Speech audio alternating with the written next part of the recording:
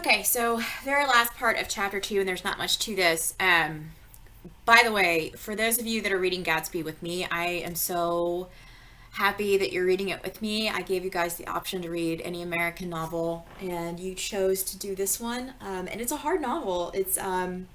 But it's amazing. So thank you so much.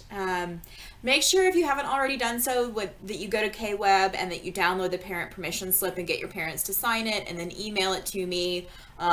Or alternatively, if you can't do that because for whatever reason your computer is not able to scan or able to photograph or anything like that, you can either take a picture of it and email the picture to me, or you could just have your parents email me from their parent email address and say, I give my kid permission. Worst case scenario, I call your parents and confirm over the phone. So not a big deal. So we're talking about Myrtle and how Myrtle sees this idea of power as something that's purchasable, and Tom kind of pushes back on her a little bit on that. Nick Carraway falls into this conversation and he wants to escape and he keeps trying to escape, but he's getting drunker and drunker and drunker, and so he's falling into this sort of dreamlike state. But a really important thing happens, and for me it's on page 36, and again, this is my version. So there's this idea of the attraction of the Marxist dialectical, and AP Lit and AP Lang students, here's your nerd spiral. Go down and look that up. The Marxist dialectical, the Hegelian dialectic, but it's a Marxist understanding of the Hegelian dialectic. Anyway, so on page 36, it says, it was the two little seats facing each other that are always the last ones left on the train. So Myrtle is talking about the first time that she sees Tom and what attracts her to Tom, which is kind of telling about Myrtle's character. So she says, I was going up to New York to see my sister and spend the night. He had on a dress suit and patent leather shoes, and I couldn't keep my eyes off of him. But every time he looked at me, I pretended to be looking at the advertisement above his head. So even when she's looking away trying to be coy, what is she looking at? She's looking at something having to do with money. She's looking at an advertisement. It is no coincidence, it's no accident that Fitzgerald was like, what should I have her look at? I could have her look out the window, I could have her look at some spot on the train wall, I could have her look at another passenger. No, this is all about money, so she's looking at an advertisement. Remember, when she married George, one of her biggest complaints about marrying George is that he got married in this very fancy suit, and he seemed to have money, but he borrowed the suit. And then as soon as she figured out that he wasn't going to have money, and he didn't have money, and the suit that he had courted her in was not even his own suit, she cried and cried and cried and cried. So for her, and again, I know all of you guys are probably like, ooh, Myrtle, that gold digger. But think about the world that she lives in. Think about the instability that she would be faced with if she didn't have money. So she is sacrificing her idea of love and relationship and all of those things in order to have stability. Hang on, I gotta turn my heater on, I'm freezing.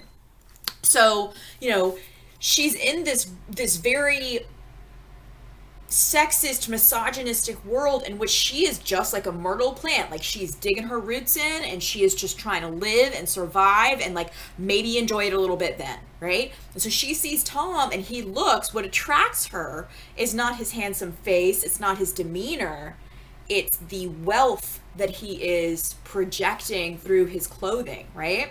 I had to pretend to be looking at the advertisement above his head. When he came into the station, he was next to me, and his white shirt front pressed against my arm. So on and so forth. So they have this little romantic exchange. She turned to Mrs. McKee, and the room rang full of her artificial laughter. So even in this instance, the idea of joy, of her recounting this moment, is fake. She's performing because she thinks that it gives her power. And as quick as we are to judge Myrtle, and we're like, oh, I can't believe that, that's terrible, gosh darn that Myrtle, that gold digger, how sad is her world? How sad is her world in which she is being forced to not even be in love, not even try and find love in this world. She just is just trying to find safety.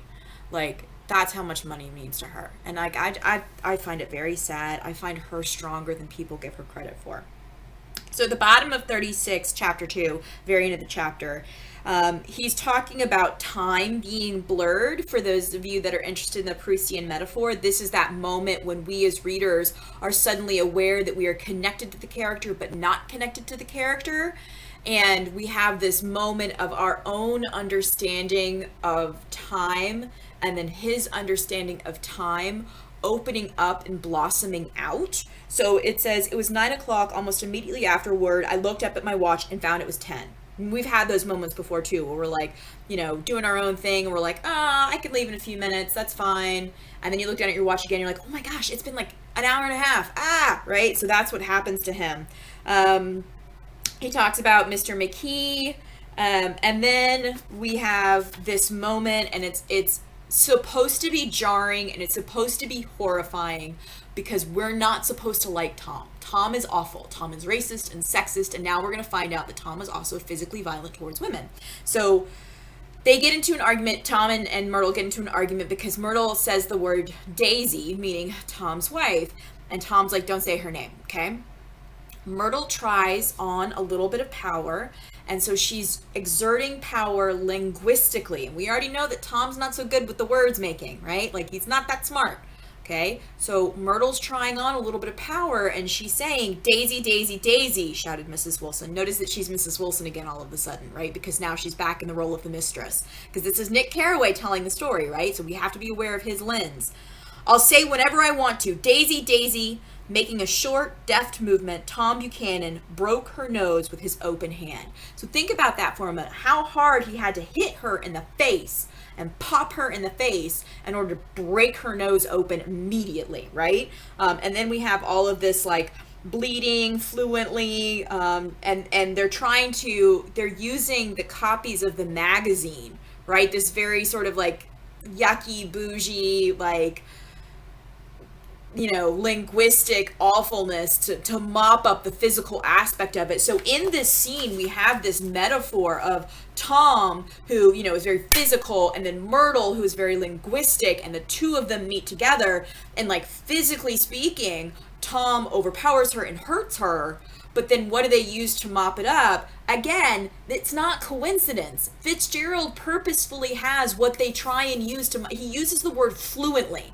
He's talking about the blood spurting out of her fluently. Language is fluent. People are fluent in language. Why would you use that particular adverb with this metaphor unless you were trying to show the opposition between physical power and linguistic power? So Myrtle tries to use linguistic power against Tom, and it doesn't work, right? She's been trying this entire chapter to gain some sort of power in order to show, hey, this is how I gain power, and it doesn't work. And so he pops her in the face and he breaks her nose, and Fitzgerald purposefully, again, he uses the town tattler, which is like this linguistic backlash against the bourgeoisie, to mop up the blood, right? Ultimately meaning that language is always going to bow down to physical power, which is also an argument that Marx made, by the way. All right, so the very last part of it is when we really slip into this Proustian metaphor, and it says, it starts with an ellipses, which is that ... I'm at the top of page 38 in my version. It says ... I was standing beside his bed, and he was sitting up between the sheets, clad in his underwear with a great portfolio in his hands. He's talking about Mr. McKee. And then we lose some time, right? And then Beauty and the Beast ... that's the ellipses.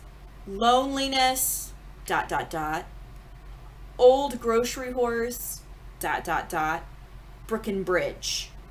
Then I was lying half asleep on the cold lower level of the Pennsylvania station, staring at the Morning Tribune and waiting for the 4 o'clock train. So the listing that he does there is the unreality. So it's the idea of he's dwelling in possibility, and we don't really know. We don't really know what happened. So if you look at a few pages before, when Myrtle starts listing all of the things that she has to do, she's listing things that fancy people do. Fancy people with a lot of money have to go and get their spa day. Fancy people with a lot of money have to go and buy a collar for their dog that they just bought out on a whim, right? So she's performing that way.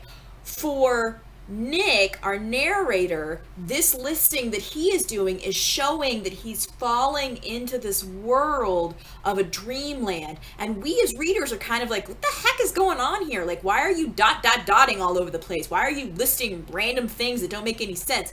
It's because it's supposed to simulate a dream state. So again, Proustian metaphor is supposed to simulate the idea of a moment when, as you are falling asleep, your brain sifts through all of the pictures that it's got, and it just sort of flashes them in front of you. And that's what Fitzgerald is trying to imitate, because this is the inciting incident. This is where we start the climb upward, and Nick is thrust into this weird world of Gatsby and parties and bourgeoisie and all of this craziness.